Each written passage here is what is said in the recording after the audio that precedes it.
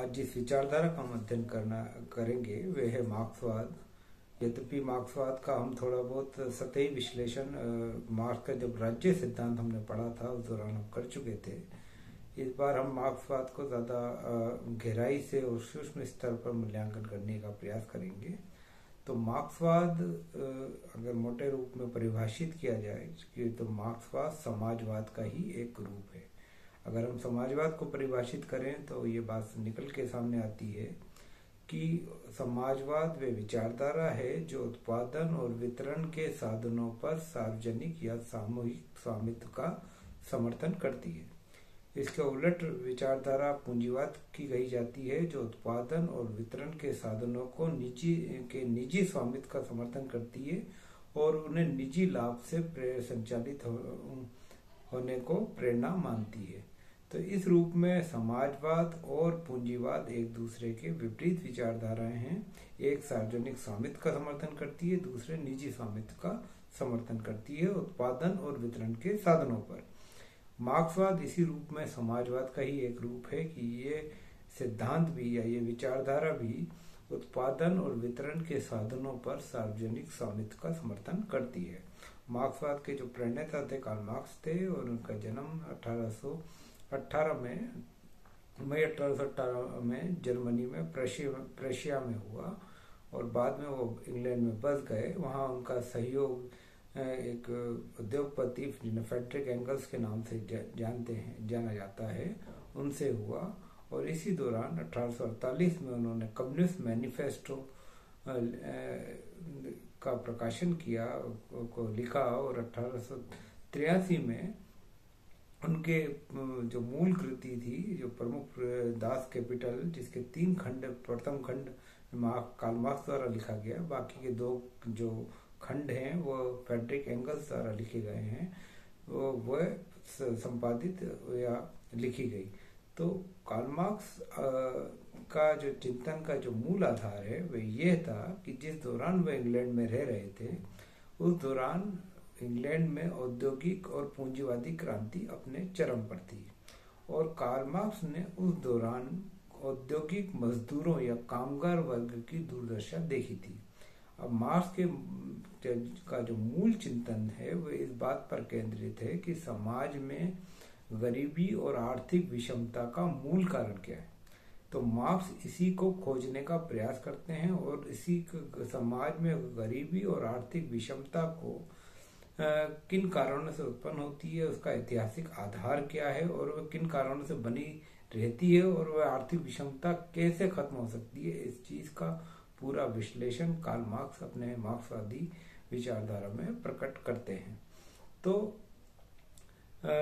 मार्क्सवाद सिद्धांत होने के नाते कार्ल मार्क्स भी उत्पादन और वितरण के साधनों पर सार्वजनिक स्वामित्व का समर्थन करते हैं।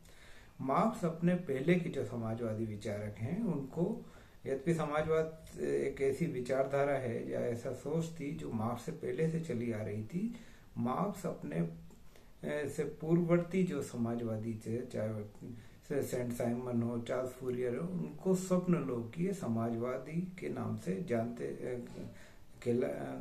सब लोग के समाजवाद की उन्होंने संज्ञा दी कि उनका मानना था कि ऐसे जो समाजवादी थे उन्होंने भी कभी भी वैज्ञानिक आधार पर समाज में आर्थिक विषमताओं का अध्ययन न किया, ना ही इस बात की कोशिश की कि इस आर्थिक विषमता का अंत किस तरह किया जा सकता है। तो कार्ल मार्क्स एक व्यापक सिद्धांत प्रस्तुत करते हैं जिसके माध्यम से वे बताने का प्रयास करते हैं कि समाज में गरीबी और आर्थिक विषमता के मूल कारण क्या हैं। इसके लिए वे इतिहास की आर्थिक व्याख्या करते हैं। उस आर्थिक व्याख्या का जो उपकरण है वह द्वंद्वात्मक भौतिकतावाद का उपकरण है जिसके माध्यम से वो इतिहास को समझने का प्रयास करते हैं। तो कार्ल मार्क्स इस रूप में एक वैज्ञानिक सिद्धांत प्रस्तुत करते हैं कि इतिहास की जितनी भी घटनाएं वह आर्थिक अवस्थाओं में होने वाले जो परिवर्तन है उसका ही परिणाम मात्र है। अब मार्क्सवाद का जो पहला सिद्धांत है, जो उनका उपकरण कहा जाता है, वह है द्वंद्वात्मक भौतिकतावाद। इसकी जो मूल प्रवृत्ति है या मूल सिद्धांत है वह ये है कि मार्क्स ये मानते हैं कि पूरी जो जगत है वह उसमें जैसे हम सामान्यतः विभक्त करते हैं कि आत्मा और जड़ और चेतन पदार्थ, तो कार्ल मार्क्स से पहले जो हीगल थे, फ्रेडरिक हीगल जो जर्मन विचारक थे, वे ये मानते थे कि जो सृष्टि का जो मूल तत्व है वह आत्मा है और सृष्टि विश्वात्मा की ही क्रमिक अभिव्यक्ति है, वो ही अपने आप को विभिन्न रूपों में प्रकट करती है। इसके उलट कार्ल मार्क्स किसी आत्म तत्व को स्वीकार नहीं करते। मार्क्स ये मानते हैं कि संसार का जो मूल तत्व है वह जड़ पदार्थ है और उसकी ही क्रमिक अभिव्यक्ति होती है और वह क्रमिक अभिव्यक्ति उसके अंदर विद्यमान आंतरिक जो अंतर्विरोध है उसकी वजह से होती है और संसार का संचालन किसी विश्वात्मा की इच्छा का परिणाम नहीं है। तो इस रूप में हमें इस बात को समझना चाहिए कि मार्क्स किसी भी तरह के आध्यात्मिक तत्व को अस्वीकार करते हैं और ये मानते हैं जड़ पदार्थ या पदार्थ ही संसार की मूल तत्व है और सृष्टि परिवर्तनशील है। सृष्टि निरंतर परिवर्तनशील है और परिवर्तनशीलता का जो मूल कारण है वह है पदार्थ की में पाए जाने वाला अपने अंदर जो शाश्वत अंतर्विरोध है जिसकी वजह से परिवर्तन होते हैं। अब परिवर्तन ये गुणात्मक भी होते हैं और परिणामात्मक भी होते हैं। तो ये दोनों ही परिवर्तन यानी सृष्टि निरंतर परिवर्तनशील है और वे किसी भी विश्वात्मा या ईश्वर की देन नहीं है, ना उसके द्वारा संचालित तत्व है।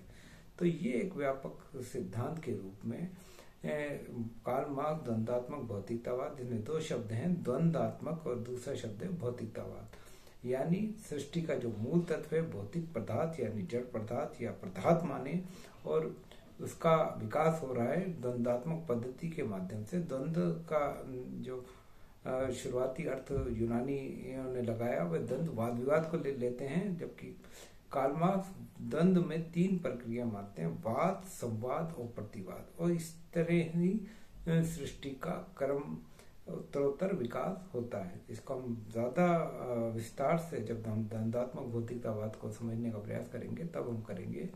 तो अभी जो बात समझने की है कि मार्क्स उत्पादन और वितरण के साधनों के सार्वजनिक स्वामित्व का समर्थन करते हैं।